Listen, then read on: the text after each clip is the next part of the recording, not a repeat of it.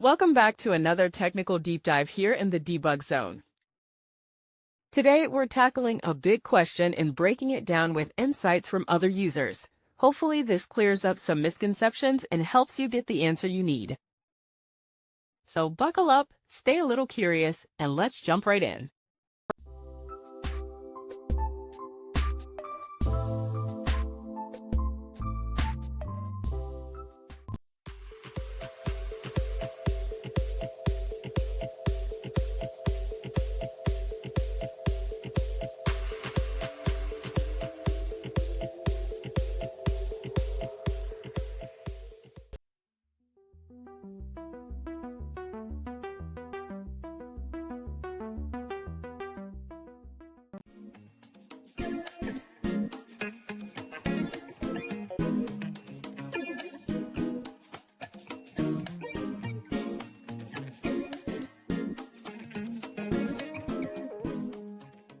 And that's a wrap.